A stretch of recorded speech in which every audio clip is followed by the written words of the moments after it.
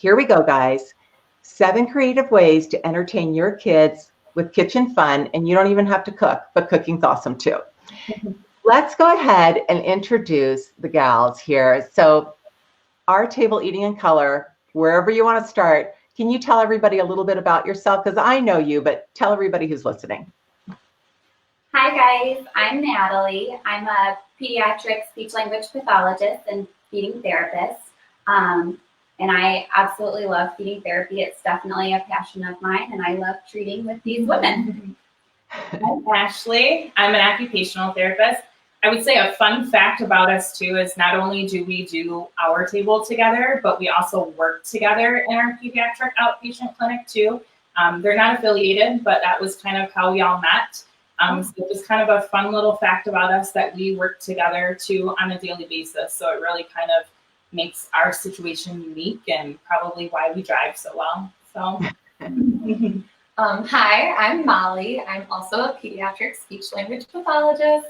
I love to play and I love to be silly, and I think that's something I have in common with these two awesome ladies. So all of our things are really play-based and fun to get kids going in the kitchen. And you can always check us out for some of our other fun play on our social media, like our Instagram, Our Table Eating in Color. But we're super excited to share a bunch of fun ideas with you today.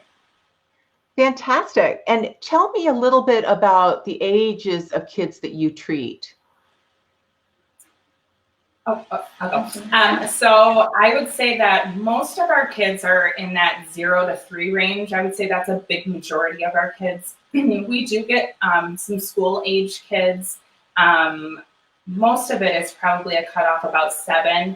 And then we get the occasional teenager. So we do have a couple of caseload kids on our caseload right now that are like a 12 to 15 age range. So really kind of unique situations. Yeah. And feeding is a journey too. So we feel like we have a lot of those kids that will come for a little bit and then they're done and then they come back for a little bit. Like maybe we're working on something else too.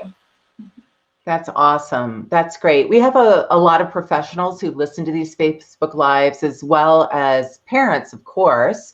But we also have, pediatricians and professionals from a wide range of not only health careers, but also in the teaching profession, a lot of preschool teachers. So I think this will be helpful for almost anyone listening. And I'm excited. So I know you've got 7 creative ways to entertain the kids at home using kitchen tools and kitchen fun. And tell me what your first one is. All right. So first one we have here is actually, we just have a Parmesan cheese container. And we have open the side that has the 3 little holes. And we have a variety of things you can put in there. First, we have some little pom-poms that you can use kind of from that fine motor piece to push right through there. And then also we cut up some different fun colored pipe cleaners. Same thing that you can get to kind of place through in there. These also make fun shakers once you fill them up. So that's number 1. And then second thing we have is, if you just have a spoon, it can be any size spoon. And then whatever, if you have fruit at home, if you have a ball, if you have a sock, you could roll it up in a circle type shape. And just like a traditional egg race, we place those right on top. You set up your finish line and you race. See who can make it there first. You can all use the same thing on your spoon. You could do different things. See who gets there first without dropping it. And then next up. I was just going to say, I love that too, because you're exposing your kids to fresh, healthy foods, which we really need right now to really boost our immune systems. But even if you've got a picky eater at home, at least they're making friends with apples and oranges, right? Just by having fun with you in the kitchen. Absolutely. And then definitely another fun thing we love is making music. So we picked out a kind of a variety of ways you can do that in your kitchen. There are so many fun ways. So for example, we have a Ziploc that we filled up with some different Cheerios, but that could be really anything. You could even do a variety of shakers for some shake, shake, shake music. We have our pot and our utensils for our drums. And then we have a straw, which can be a nice horn. Or we got a little bit of bubbles, and if you wanted to, you can't hear it from here, but I promise these ladies can hear it. Make some noises by blowing on your bubbles, or even good idea. Yeah. Yeah.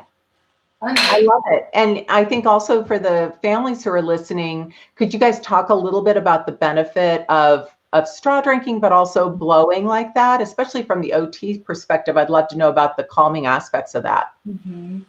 Yeah, definitely. I think it's, we start off orally. That's a big regulation piece from birth. That whole mouthing piece, that's a very calming component for us. So when we have a kid that might be a little bit high energy during the day, that is a great activity for them to bring it down. And maybe if you can think even as an adult, if you're anxious, maybe you do a little bit of kind of deep breaths there. Same concept for a kid, except for blowing it with a straw with bubbles is a little bit more fun. Yeah. And you can do that too. It doesn't have to be bubbles. If you're worried about maybe a little bit mess on the carpet, you could use those to blow pieces of balled up tissue. You could blow pom-pom balls, cotton balls. So it can really be anything in the house as well. So if you don't have some of these things, there's a variety of ways that you can use it with what you have at home. So just take pom-pom balls or cotton balls. And of course, for our youngest ones, we want to be aware of choking and that they're not putting any of that in their mouths. Supervise closely. But what would you do? Just put it at one end of the table and blow and have a race? Or Let's get you Now you race it out and see who can get to the end the fastest. You can do different colors. Say, oh, I'm gonna blow blue. Let's have you blow orange. And then we're also working on some color identification in the process to put some of that in for our preschool learners or kids learning basic concepts. I'll blow 2, you blow 3, different things like that. great idea. And are those Legos in front of you right there? Because I was even thinking you could have the kids build some obstacles and they'd have to blow around the obstacles or even try to blow over an obstacle, which is very hard to do, but man, it keeps them busy for a good 5 minutes. If you have a cup, you could shoot like soccer balls. Yeah.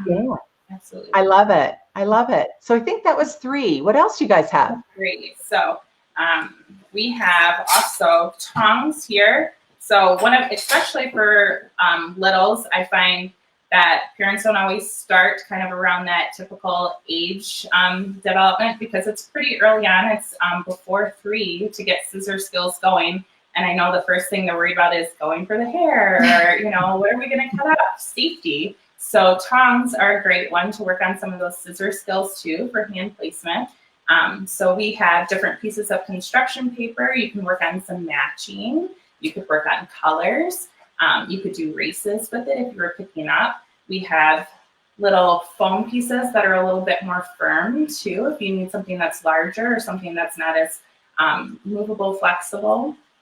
And then we also have little chip clips for our older kids and little sticky notes here to where you could try to grab the pieces.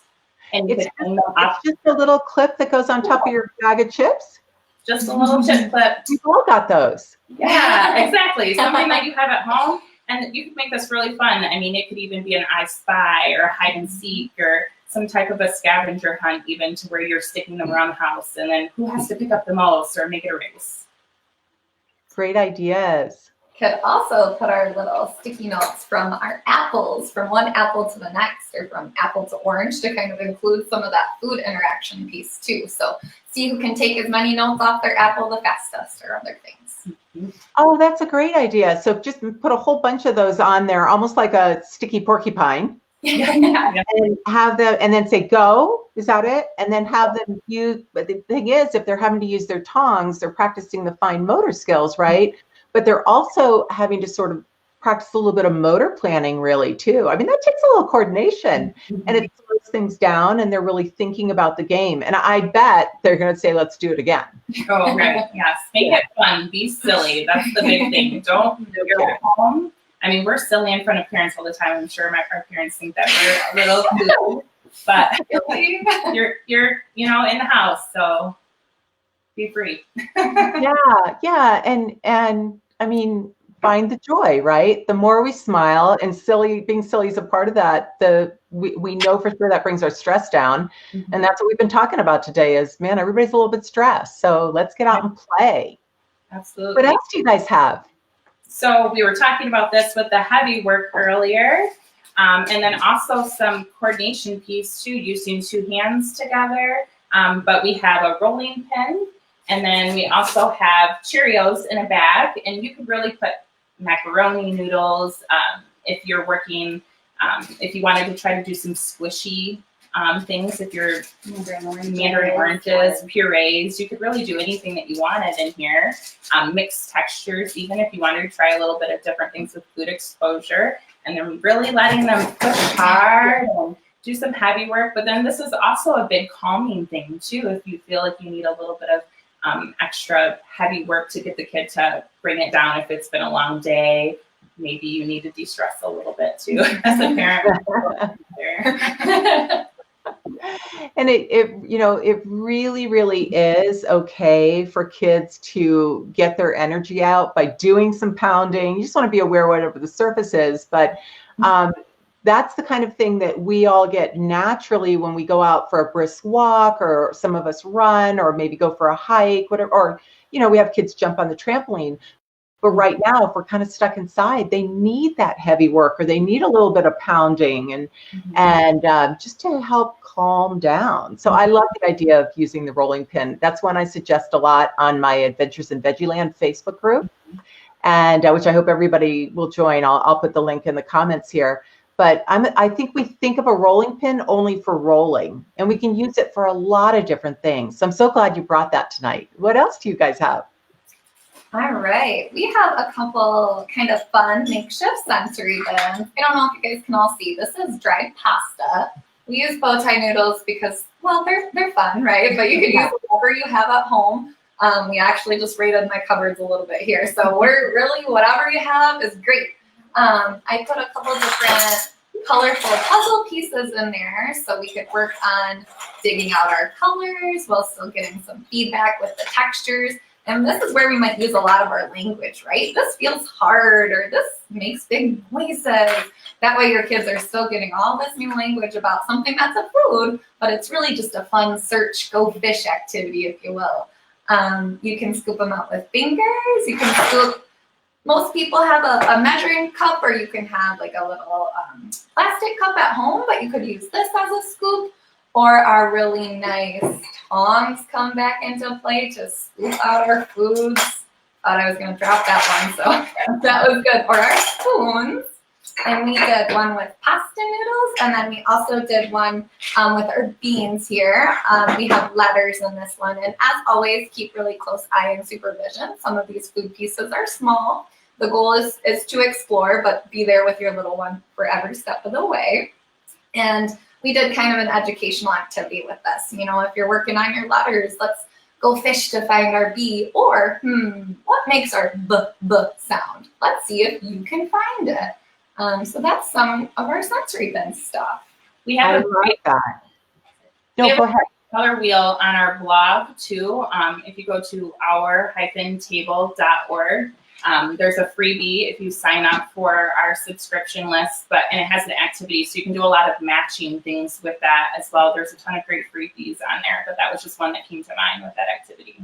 I'm really glad you mentioned that, because I think right now people are looking for things they can do for free, and they're just looking for new ideas. So if they go to our-table.org, is that correct? Right. I also put it in the comments for you. That they can actually get some of these free learning opportunities, and they could download them and maybe do one on Tuesday, one on Wednesday. It's just something new to do that brings everybody around the table and helps us focus on family above all else. So I love that. Thank you for mentioning it. Speaking of that, I know that a lot of us are home right now. We have something else, same website, our-table, and it's called 20 Ways to Play. And it's actually, we take one food, for example, we have apples up on there. We take one food and we talk about 20 different things that you can do at home with your apples. So kind of like you said, Melanie, if, Monday we do 3 of those things, then maybe Tuesday we still have apples. So let's try a couple more things from the list. So there's a ton of them with fruits and vegetables or different things to check out for 20 different things to do with just one food that you have at home. It's you and I, we've talked about this before on Instagram before, but I always say follow the 3 E's: expose, explore, expand. And that's exactly what you're saying, is you've got to keep having those apples show up in a variety of fun ways in order for them to make friends with apples. Right. Absolutely. We are kind of twins sometimes with our words and our speech world. We are, yeah. No, I'm feeling like sisters here. Yeah. So we do have one more activity, and you actually might see this even show up in some of our 20 ways to play. This is a simple game of tic-tac-toe. We happen to use, if you can see, Samoas and peppers as X's and O's. So we use some string, which would be a nice fine motor task to get your little holding the string up to make their tic-tac-toe board. And then you can play a good game of tic-tac-toe, which is great for learning and for learning about patterns, and then also good exposure to the food in a fun, really no pressure situation. We can learn more about it by touching it and placing it on our board. Or, if we're still learning about a food and we want to incorporate some of our other fine motor tools, you can get those tongs back out to place your X's and O's. And just a fun, I know you'll be playing lots of games in the next couple weeks. So think about how you could play some of your games with food. I especially like that particular game if you have a child who's hesitant to touch cooked pasta, because if they win, they pick up the piece of cooked pasta, like the spaghetti, and they place it over the 3 X's in a row. And then they're like, "Woo, I did it!" They have a quick contact with it, and then they let it go. But it's all in the fun, and they don't even notice that they touched wet pasta. So, and of course, you can do that game with, in Adventures in Veggieland, I have a tic-tac-toe board with various vegetables, and you can cut out cucumbers for the O's. I think you guys have Girl Scout cookies there, right? We do. We bought 10 boxes. It's fine. Yes. Well, now you can write them off because you're using them for work.